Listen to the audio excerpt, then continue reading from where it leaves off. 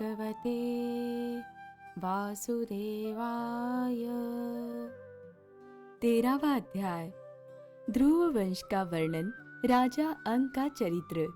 श्री सूत जी कहते हैं, शौनक जी, श्री मैत्रेय मुनि के मुख से ध्रुव जी के विष्णु पद पर आरूढ़ होने का वृत्तांत सुनकर विदुर जी के हृदय में भगवान विष्णु की भक्ति का उद्रेक हो आया और उन्होंने फिर मैत्रेय जी से प्रश्न करना आरंभ किया।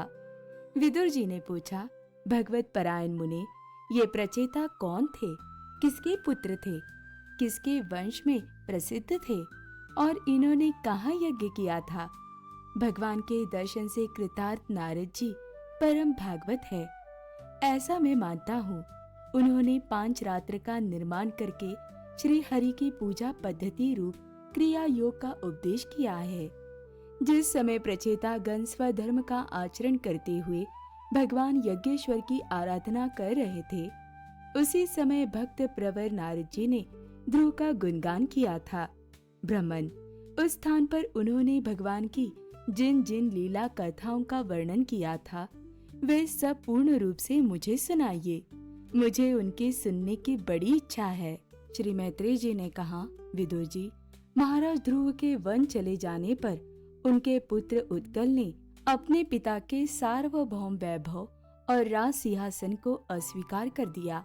वह जन्म से ही शांत चित, आसक्ति शून्य और समदर्शी था तथा संपूर्ण लोकों को अपनी आत्मा में और अपनी आत्मा को संपूर्ण लोकों में स्थित देखता था।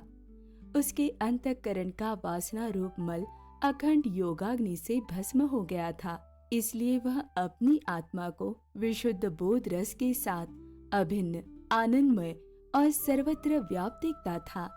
सब प्रकार के भेद से रहित प्रशांत ब्रह्मा को ही वह अपना स्वरूप समझता था तथा अपनी आत्मा से भिन्न कुछ भी नहीं देखता था।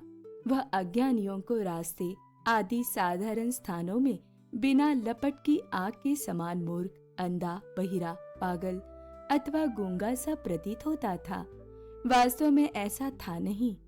इसलिए कुल के बड़े बूढ़े तथा मंत्रियों से उसे मूर्ख और पागल समझकर उसके छोटे भाई भ्रमी पुत्र वत्सर को राजा बनाया। वत्सर की प्रेयसी भार्या स्वविर्थि के गर्भ से पुष्पार्ण, तिग्मकेतु, ईश, उर्ज, वसु और जय नाम के 6 पुत्र हुए। पुरुषार्ण की प्रभा और दोषा नाम की 2 स्त्रियां थी। उनमें से प्रभा के प्रातः, मध्याह्न दिन और सायं ये 3 पुत्र हुए। दोषा के प्रदोष, निशित और व्युष्ट ये 3 पुत्र हुए। व्युष्ट ने अपनी भार्या पुष्करणी से सर्वतेजा नाम का पुत्र उत्पन्न किया। उसकी पत्नी आकुति से चक्षु नामक पुत्र हुआ। चाशुष मनवंतर में वही मनु हुआ। चक्षु मनु की स्त्री नंगवला से पुरु, कुत्स, रीत, द्युम्न, सत्यवान, ऋत, व्रत, अग्निष्टोम, अतिरात्र, प्रद्युम्न, शिबी, उल्मुख ये 12 सत्वगुणी बालक उत्पन्न हुए। इनमें उल्मुख ने अपनी पत्नी पुष्करणी से अंग, सुमना, ख्याति, क्रतु, अंगिरा और गय ये 6 उत्तम पुत्र उत्पन्न किए। अंग की पत्नी सुनीता ने क्रूर कर्मा वैन को जन्म दिया, जिसकी दुष्टता से उद्विग्न होकर राजा श्री अंग नगर छोड़कर चले गए थे। प्यारे विदुर जी, मुनियों के वाक्य वज्र के समान अमोघ होते हैं।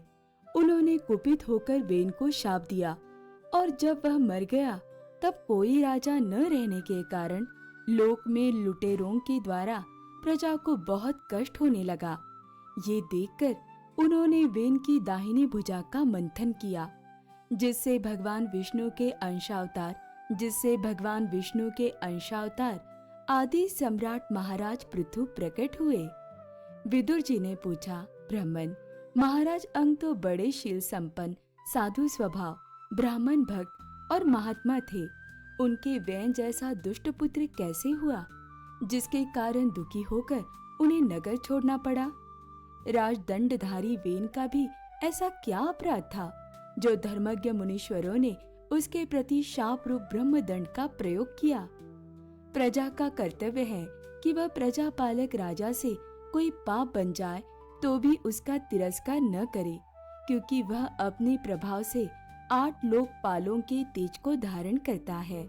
ब्राह्मण, आप भूत भविष्य की बातें जानने वालों में सर्वश्रेष्ठ है, इसलिए आप मुझे सुनीता के पुत्र वैन की सब करतूतें सुनाइए। मैं आपका श्रद्धालु भक्त हूँ। श्री मैत्रेय जी ने कहा, विदुर जी, एक बार राजर्षि अंग ने अश्वमेध महायज्ञ का अनुष्ठान किया। उसमें वेदवादी ब्राह्मणों के आवाहन करने पर भी देवता लोग अपना भाग लेने नहीं आए। तब पृथ्वी जो ने विस्मित होकर यजमान अंग से कहा, राजन, हम आहुतियों के रूप में आपका जो घृत आदि पदार्थ हवन कर रहे हैं, उसे देवता लोग स्वीकार नहीं करते।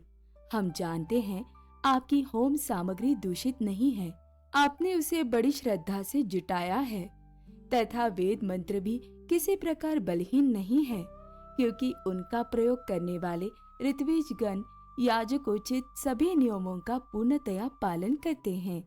हमें ऐसी कोई बात नहीं दिखती कि इस यज्ञ में देवताओं का किंचित भी तिरस्कार हुआ है। फिर भी कर्माध्यक्ष देवता लोग क्यों अपना भाग नहीं ले रहे हैं?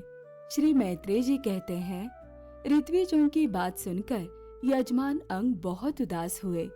तब उन्होंने याजकों को अनुमति से मौन तोड़कर सदस्यों से पूछा, सदस्यों, देवता लोग आवाहन करने पर भी यज्ञ में नहीं आ रहे हैं और न सोमपात्र ही ग्रहण करते हैं।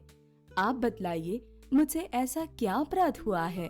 सदस्यों ने कहा, राजन, इस जन्म में तो आपसे तनिक भी अपराध नहीं हुआ। हाँ, पूर्व जन्म का एक अपराध अवश्य है, जिसके कारण आप ऐसे सर्वगुण संपन्न होने पर भी पुत्रहीन हैं। आपका कल्याण हो, इसलिए पहले आप सुपुत्र प्राप्त करने का कोई उपाय कीजिए। यदि आप पुत्र की कामना से यज्ञ करेंगे तो भगवान यज्ञेश्वर आपको अवश्य पुत्र प्रदान करेंगे। जब संतान के लिए साक्षात यज्ञ पुरुष श्री हरि का आवाहन किया जाएगा, तब देवता लोग स्वयं ही अपना अपना यज्ञ भाग ग्रहण करेंगे। भक्त जिस जिस वस्तु की इच्छा करता है, श्री हरि उसे वही वही पदार्थ देते हैं। उनकी जिस प्रकार आराधना की जाती है, उसी प्रकार उपासक को फल भी मिलता है। इस प्रकार राजा अंग को पुत्र प्राप्ति कराने का निश्चय कर ऋत्विजों ने पशु में यज्ञ रूप से रहने वाले श्री विष्णु भगवान के पूजन के लिए पुरोडाश नामक चरु समर्पण किया। अग्नि में आहुति डालते ही अग्नि कुंड से सोने के हार और शुभ्र वस्त्रों से विभूषित एक पुरुष प्रकट हुए। वे एक स्वर्ण पात्र में सिद्ध खीर लिए हुए थे। उदार बुद्धि राजा अंग ने याजकों की अनुमति से अपनी अंजलि में वह खीर ले ली और उसे स्वयं सूंघकर प्रसन्नता पूर्वक अपनी पत्नी को दे दिया। पुत्रहीना रानी ने वह पुत्र प्रदायिनी खीर खाकर अपने पति के सहवास से गर्भ धारण किया। उससे यथा समय उससे एक पुत्र हुआ। वह बालक बाल्य अवस्था से ही अधर्म के वंश में उत्पन्न हुए अपने नाना मृत्यु का अनुगामी था। सुनीता मृत्यु की ही पुत्री थी, इसलिए वह भी अधार्मिक ही हुआ।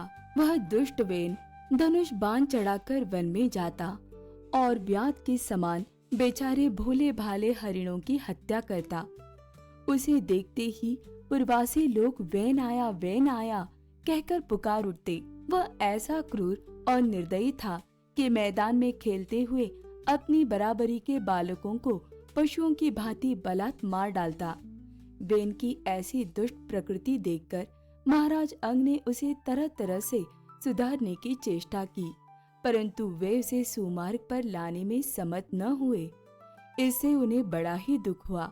वे मन ही मन कहने लगे, जिन गृहस्थों के पुत्र नहीं हैं, उन्होंने अवश्य ही पूर्व जन्म में श्री हरि की आराधना की होगी। इसी से उन्हें कुपूत की करतूतों से होने वाले असह्य क्लेश नहीं सहने पड़ते, जिसकी करनी से माता पिता का सारा सुयश मिट्टी में मिल जाए, उन्हें अधर्म का भागी होना पड़े, सबसे विरोध हो जाए, कभी न छूटने वाली चिंता मोल लेनी पड़े और घर भी दुखदायी हो जाए। ऐसे नाम मात्र की संतान के लिए कौन समझदार पुरुष ललचाएगा? वह तो आत्मा के लिए एक प्रकार का मोहमय बंधन ही है। मैं तो सपूत की अपेक्षा कुपुत को ही अच्छा समझता हूँ, क्योंकि सपूत को छोड़ने में बड़ा क्लेश होता है। कुपुत घर को नरक बना देता है, इसलिए उससे सहजी छुटकारा हो जाता है। इस प्रकार सोचते सोचते महाराज अंक को रात में नींद नहीं आई। उनका चित्त गृहस्थी से विरक्त हो गया।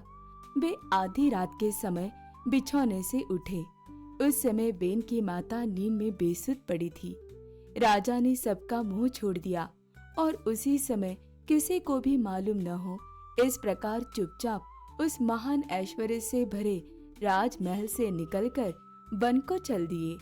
महाराज विरक्त होकर घर से निकल गए हैं, ये जानकर सभी प्रजाजन, पुरोहित, मंत्री, सूरतगण आदि अत्यंत शोकाकुल होकर पृथ्वी पर उनकी खोज करने लगे। ठीक वैसे ही जैसे योग का यथार्थ रहस्य न जानने वाले पुरुष अपने हृदय में छिपे हुए भगवान को बाहर खोजते हैं।